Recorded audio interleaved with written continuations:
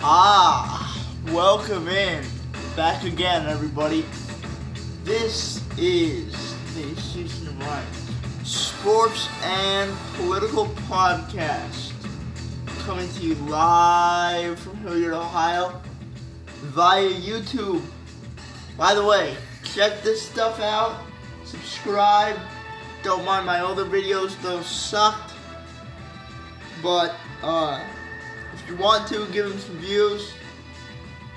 The more publicity, the more popularity, the better, man. That's how the entertainment business rolls. You can suck at singing, but if auto-tune works well with your voice, guess what? You're a millionaire.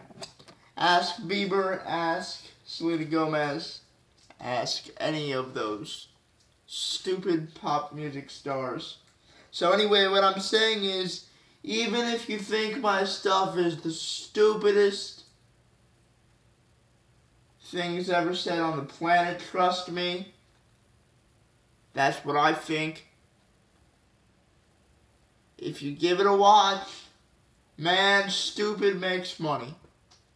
So, yeah, anyway, just check out my YouTube channel whenever you can. Watch the videos. Feedback, comments, things of that nature. Don't put something stupid down there. Alright, if you put something stupid down there, like the Nicholas Cruz kid did in Parkland, Florida, no doubt I'm telling the cops, man. But don't put something stupid like that down there. You can come at me, personally, I don't care. Don't put something stupid like that Nicholas Cruz kid, that insane murderer kid did on some guy's YouTube channel. Alright, let's be serious here. Alright, don't put something stupid down there in the comment section. But anyway, I was thinking about this. We talk about Kobe Bryant a lot.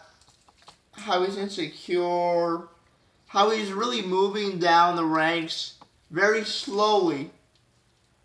Obviously, I think he's ingrained as a Hall of Famer. He's ingrained as a top 25 all-time player. But again, this man is insecure.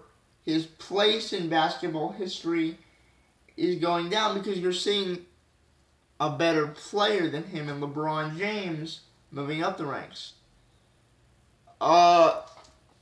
So,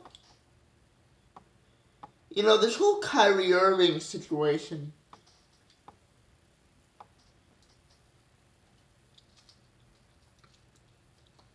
I always thought there was one motivation for Kobe. To identify someone as skilled as him, who had a handle, who could dribble the basketball, who could shoot it, really shoot it. And this is Kyrie Irving efficiency as well. Kyrie Irving plays like Kobe Bryant. Clutch shots, clutch gene, like Skip Bayless likes to say.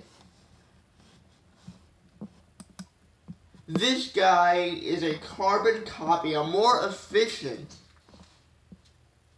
smaller carbon copy in terms of how they play the game, how they mentally approach the game,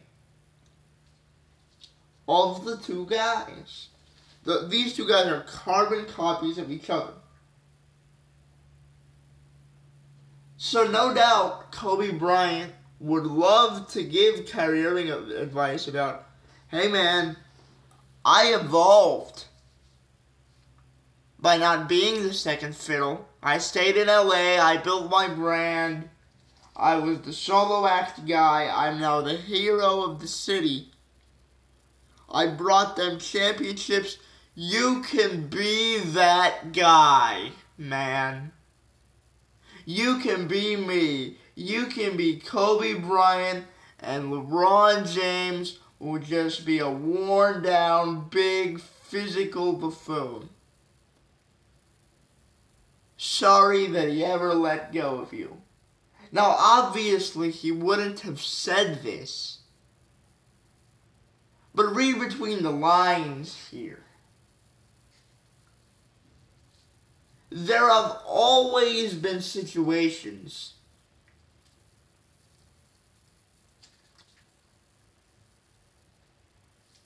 where two star players separate because of the lack of touches on one end, or the lack of involvement in the offense, or just a plain just bad relationship.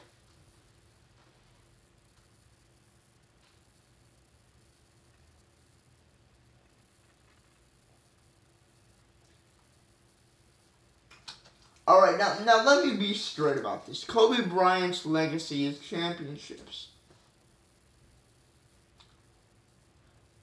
Kobe Bryant may have won a couple more with a second fiddle Shaq that's not as great as Kobe became, but he still would have won championships before that 7-year period elapsed. If you think Shaq feels regret over not mending the relationship with Kobe Bryant, who is the ultimate championship chaser, and I know this is contrast to the type of the way I portrayed Kobe as an egotistical, narcissistic type of person. But that was Kobe as a player. Every NBA player is like that. Kobe was just on a different level. And it's more documented because he was great. You don't think Kobe Bryant reflects on his time with Shaq and say, look, man, I could have done what LeBron did without moving a muscle? Keeping Shaq there, being the number one player, getting all the love, getting all the money, winning all the rings. Kobe's legacy may even be heightened. Because let's be real, Shaq would have been out by the time Kobe won those 2 consecutive back-to-back championships. Shaq was pretty much out of the league, a useless piece. Injured, hurt. Kind of a sad story at the end of it. A sad NBA career story, ending of the NBA career. Kobe would have had the chance to do it on his own. But in a way, he could have done that with Shaq as a second fiddle. He would have been the number one guy because Shaq was getting hurt. Shaq was getting older. He would have eventually gotten the money. He would have eventually gotten the other 2 rings. But his legacy, think about Kobe Bryant's legacy. Everyone would have forgotten about the Detroit series. He would have at least 2 or 3 more championships. I believe at least 2. This man would have 7 rings, possibly even 8. 4 as the best player on a championship team.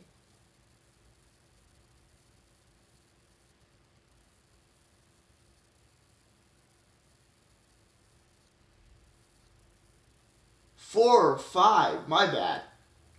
3 as one of the NBA's best second fiddles in the history of the game. You're talking about development of his game.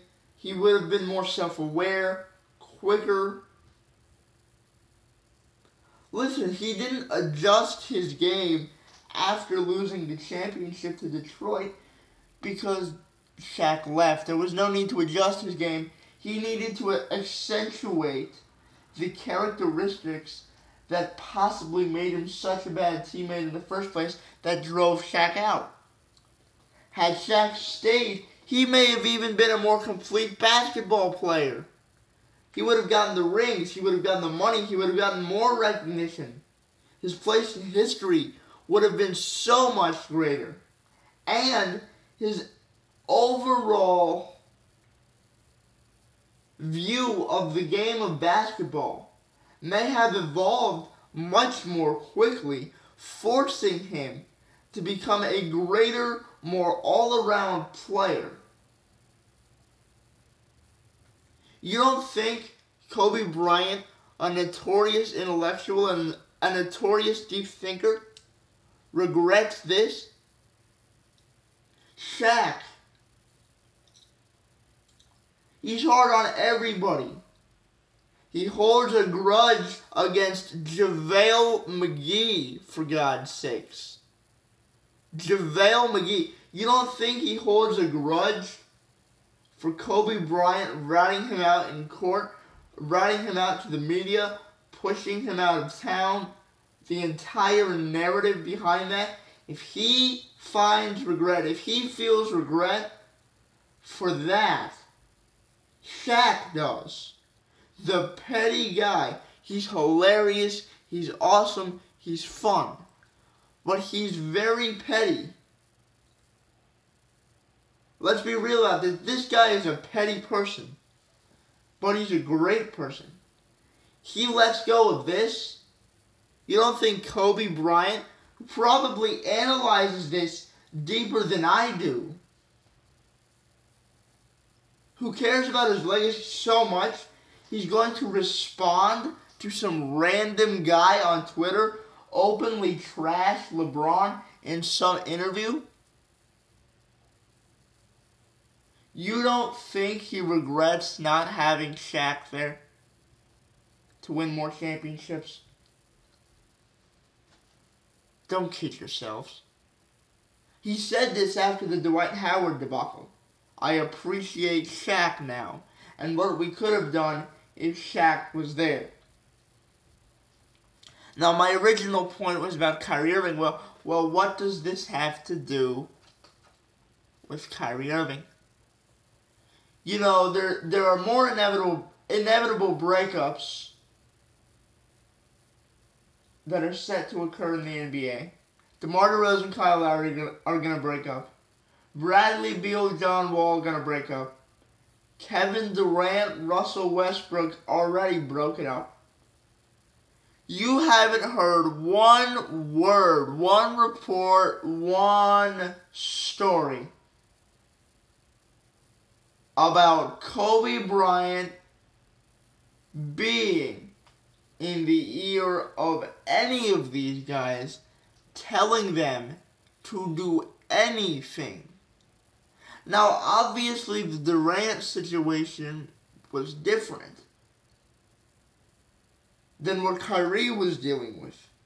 But it was similar because Kevin Durant couldn't accentuate his gifts as a basketball player. That's the same issue Kobe had with the triangle system and with Shaq getting the ball most of the time.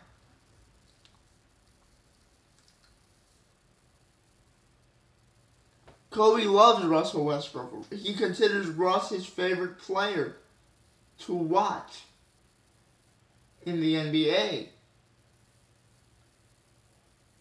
There's a reason he talked to Kyrie Irving.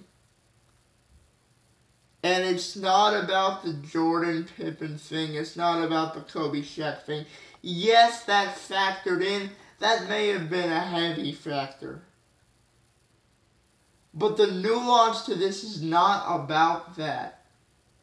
It's the LeBron thing that is nuanced about this. You can stick it to LeBron. LeBron doesn't make it out of the East. LeBron has to ring chase, go to other teams. LeBron, even if he makes it to the finals, because he doesn't have that co-star loses.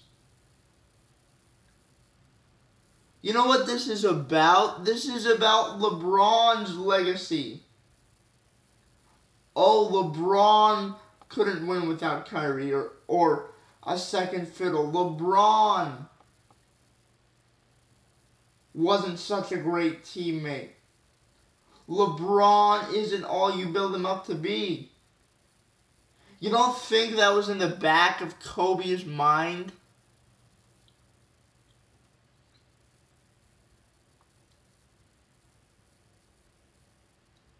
This isn't just about, as we've seen in every single interview, in his quotes, in his tweets, his retweeting, all this just random stuff. He feels LeBron has taken away our rightful place in what I would like to call basketball heaven. This illustrious lore of great players. Kobe's still in that room, will always be in that room. But there are levels to this, man. Kobe feels he was slighted by the public perception. And the only way he could change public perception is by slowly distilling all these myths that were perceived about LeBron. Kobe was like, oh, I had terrible teammates too. You know, it's interesting because we forget about how good Bynum and Gasol actually were. They're lemons now. I quote Kevin Hart in that regard. They can't play now. Pau Gasol is irrelevant now. So we don't remember when these guys were all-star players.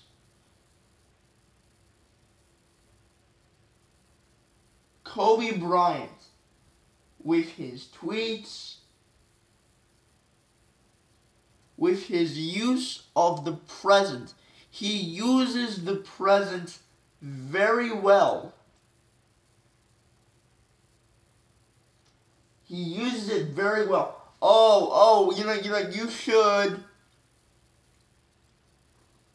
You should elevate those teammates. It doesn't matter who you're with. You know, Kyle Korver was a good three-point shooter. You know who I was with? Andrew Bynum. Look at Pau Gasol. You were with Rodney Hood. He scored 15 points a game. Pau Gasol can't even give you 8, man. He uses these filters very easily. Except when we go back, we realize Kobe was wrong. So what was Kobe trying to do with the Kyrie Irving thing? By Kyrie Irving leaving, shows multiple things. LeBron's not a great teammate. By Kyrie Irving being successful,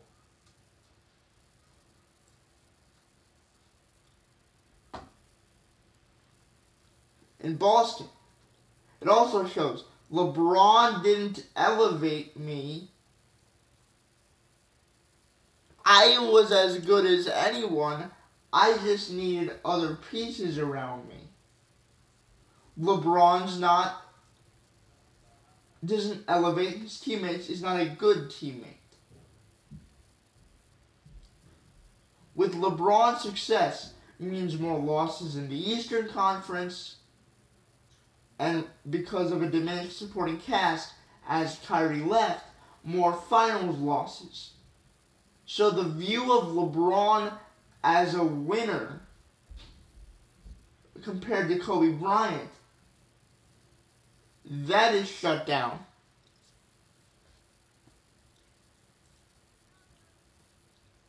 So Kobe Bryant is not enhancing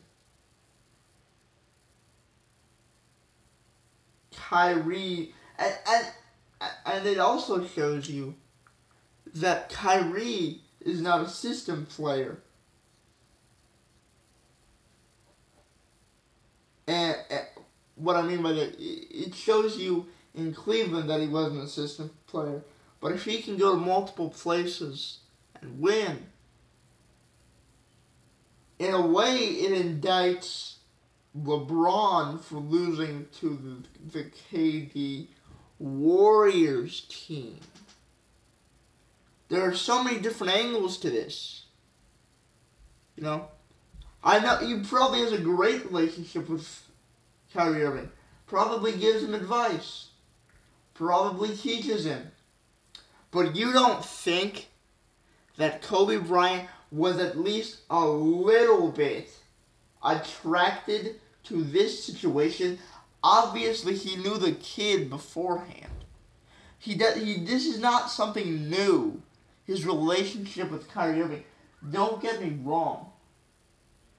I'm not saying he used Kyrie Irving, but he used this situation, this dynamic.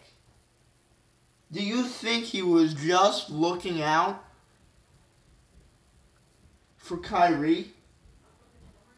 He was looking out for something else as well. He was looking out for his legacy. Because the more LeBron accrues legacy points against him, the more Kobe's resume, when you stack it up, looks better. Now, obviously, any sort of public perception of anything has gone away because Kyrie wasn't in the Eastern Conference Finals.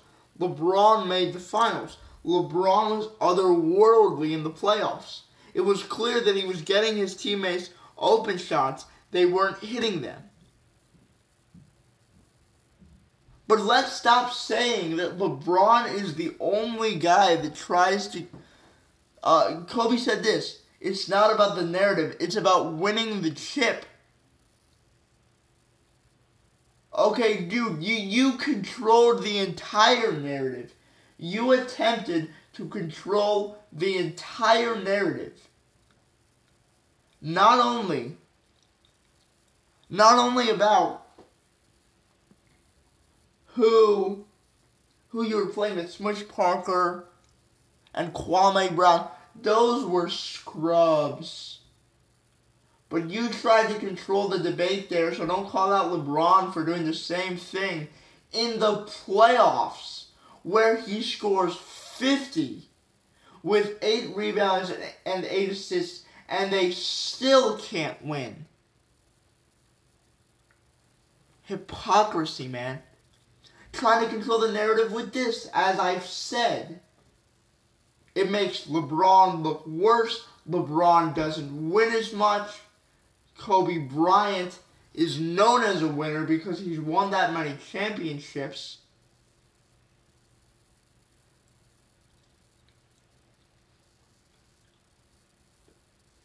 Because the indictment on Kobe Bryant, he doesn't pass, he's not a great teammate. Well, LeBron isn't that great either. That's the point Kobe is trying to make here. Don't think this is just on the surface stuff. Why didn't Kobe come out about his relationship with Russell Westbrook and sort of telling him how to work the relationship with Kevin Durant and how to go about his game? About the other free agent pairings or the possible splits of the two-headed combos, Portland, Washington, I'm missing one, Toronto. Kobe Bryant doesn't say a word about that, but about Kyrie Irving and LeBron specifically, there's something more to this, man. Kobe Bryant is really upset.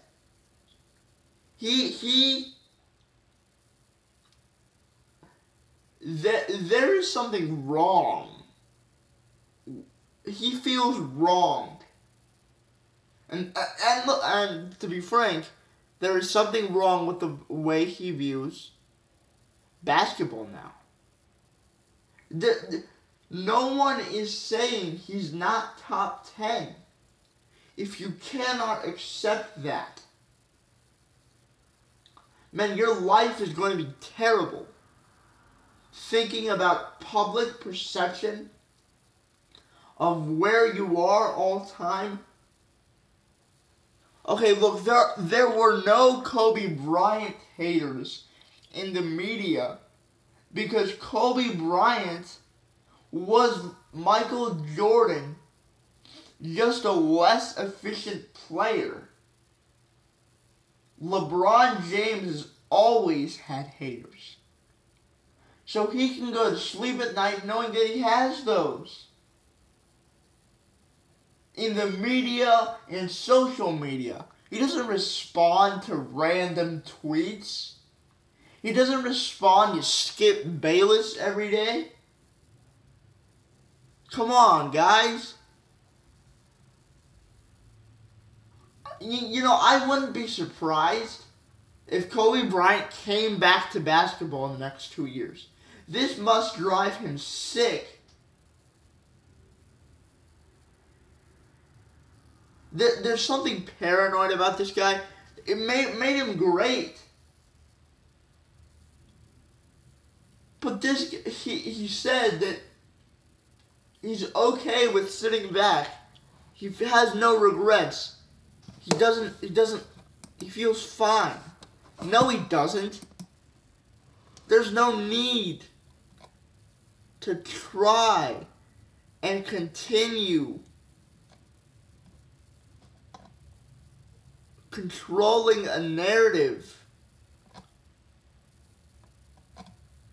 that he even said you can't debate. But he's still trying in his subliminal, not so subtle ways to do just that. And that is the sad irony of it. That is the sad, sad irony of it.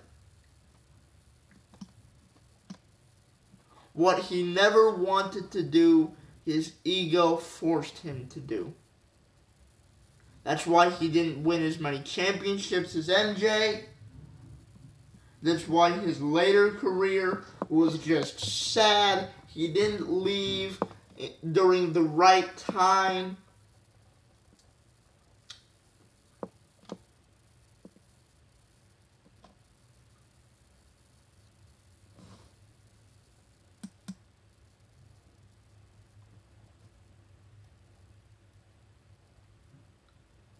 And guess what?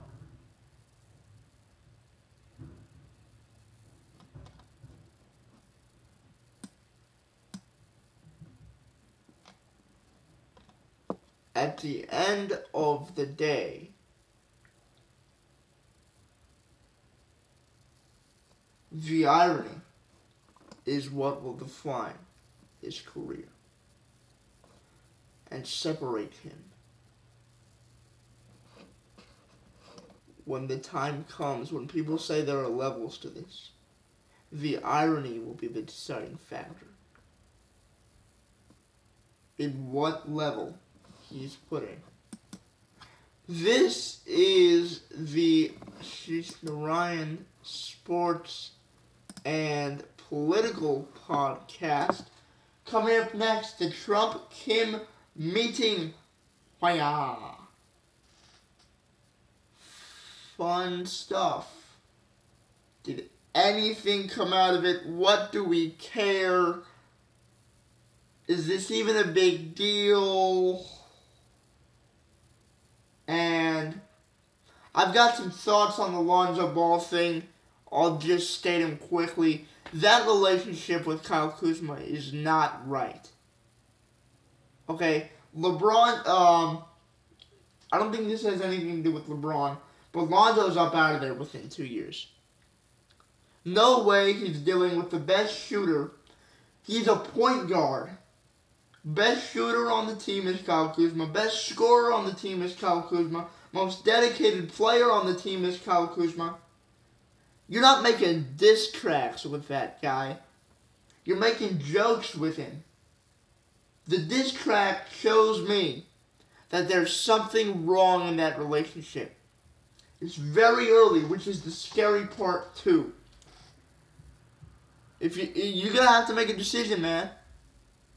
Lonzo Ball or Kyle Kuzma. Kuzma may have the lower ceiling, possibly, but he has the highest floor, and that floor is pretty close to that top ceiling. Lonzo Ball has a higher ceiling, slightly, but he has a much lower floor. He's going to have to grow another 2 feet.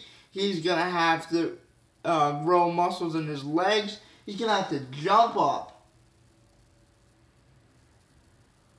to get to that ceiling. So I trade Lonzo Ball within the next 2 years if he doesn't produce, because this relationship isn't right. And a toxic relationship, especially when you have multiple marquee free agents, Klay Thompson, Paul George, Kawhi Leonard, LeBron, possibly not Kawhi, but LeBron,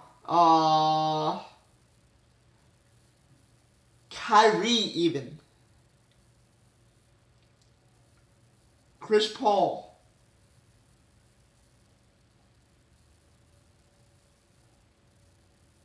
A decision has to be made. A decision has to be made soon. I know this seems like a small issue, but it's a big deal because relationships matter in a workplace environment, especially when it's the point guard who is running the show.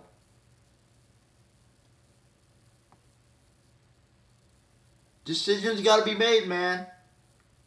And Big Baller Brand, you better be careful. This is the Ashish Narayan Sports and Political Podcast. We are coming to you live from Hilliard, Ohio. But again, we've got a lot more stuff to come. Kim Jong-un, Trump meeting.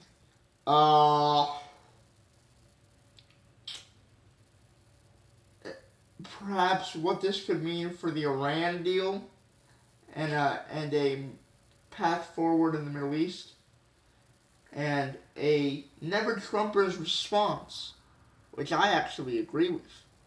This is the Ashish Narayan Sports and Political Podcast. Hope you guys are having a great summer.